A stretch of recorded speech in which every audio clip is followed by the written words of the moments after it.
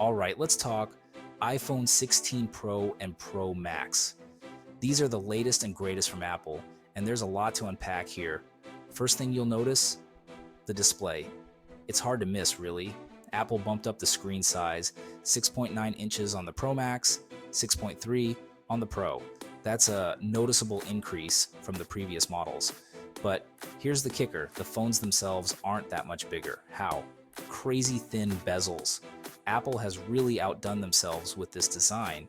Apple really trimmed them down this time. The bezels are almost non-existent, giving you more screen without the bulk.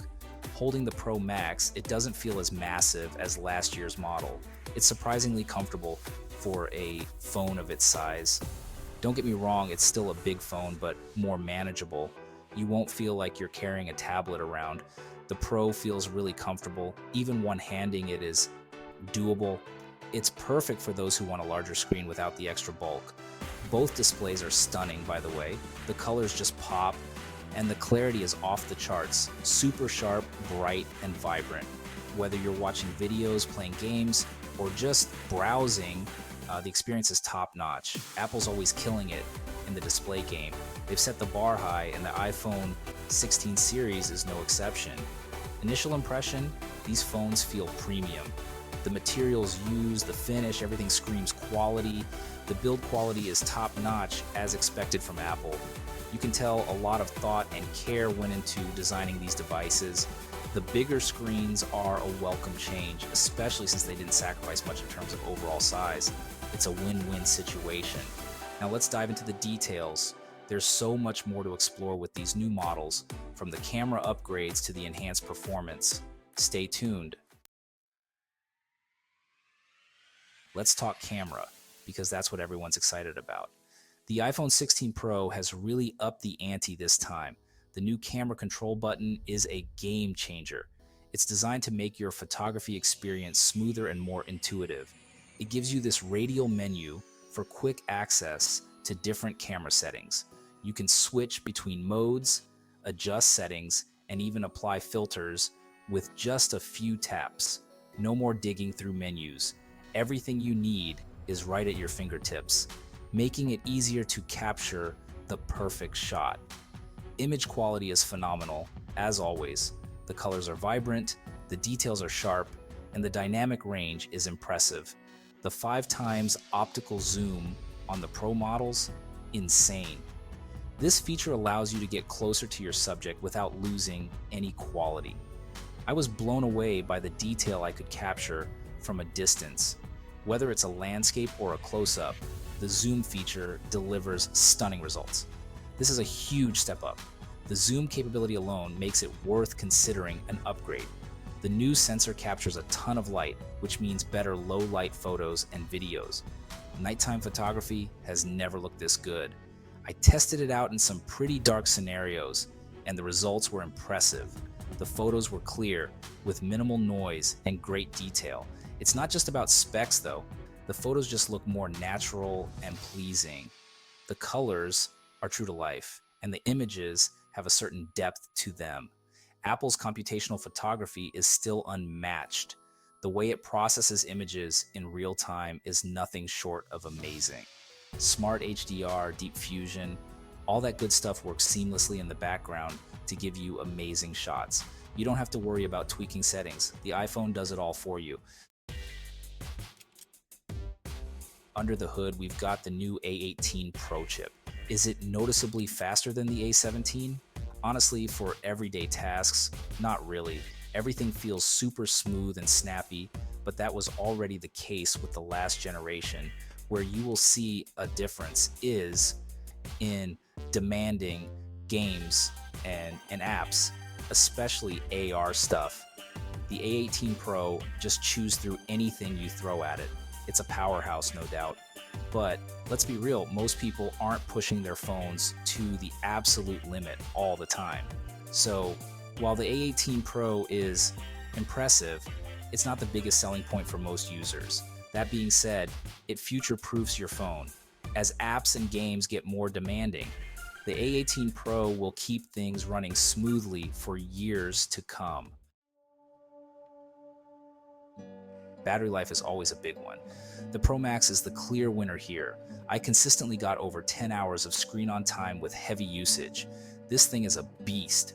The Pro, on the other hand, gets you through a full day, but just barely. If you're a heavy user, you'll likely need to charge it before the day is over.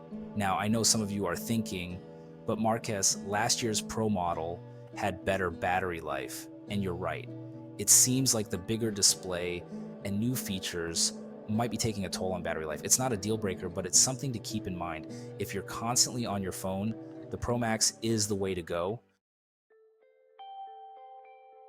Section 5, audio and video, immersive experiences. Let's talk audio. The stereo speakers on the iPhone 16 Pro models are insanely good. They're loud, clear, and have a surprising amount of bass. I actually found myself watching videos without headphones more often because the speakers were that good.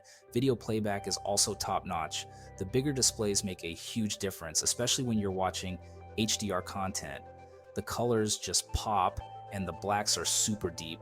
I tested out a bunch of streaming services like Netflix, Disney Plus, and Apple TV Plus, and everything looked amazing. These phones are basically portable cinemas. Whether you're watching movies, TV shows, or YouTube videos, you're in for a treat. Section 6, hidden gems, digging deeper. Okay, let's talk about some of the hidden gems, the little things that make these phones special.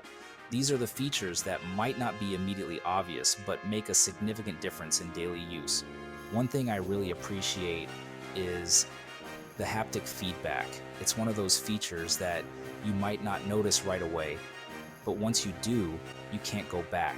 Apple's Taptic engine is already the best in the business, but they somehow made it even better.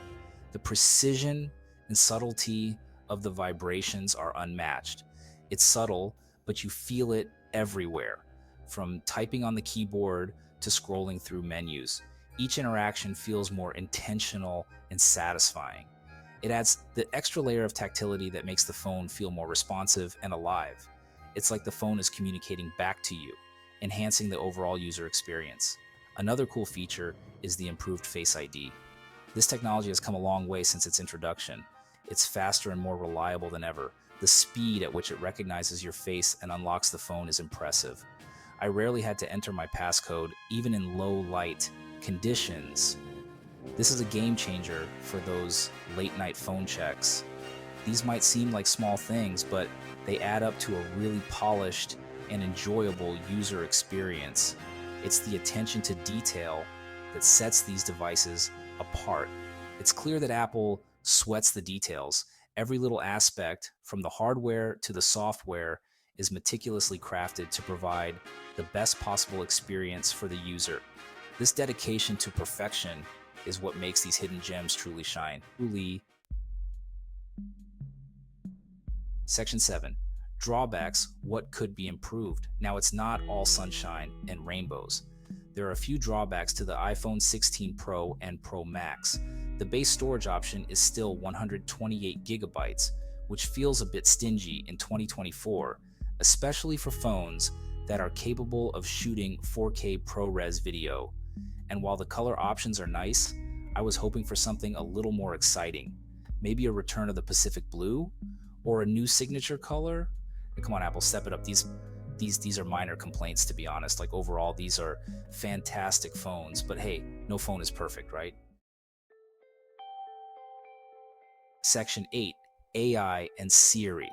The future is almost here. Now let's talk about the elephant in the room, AI. Apple has been strangely quiet about its AI plans, even with the hype surrounding ChatGPT and Google's Bard. We know Apple Intelligence is coming, but it's not here yet. The rumor mill is buzzing with possibilities. An AI-powered Siri that can actually hold a conversation, context-aware apps that anticipate your needs. The potential is huge. For now, we'll have to wait and see, but one thing's for sure, AI is going to be a major part of the iPhone's future, and I, for one, am excited to see what Apple has up its sleeve. Section 9, upgrade or wait. So, the big question, should you upgrade to the iPhone 16 Pro or Pro Max? If you're coming from an iPhone 14 or earlier, absolutely.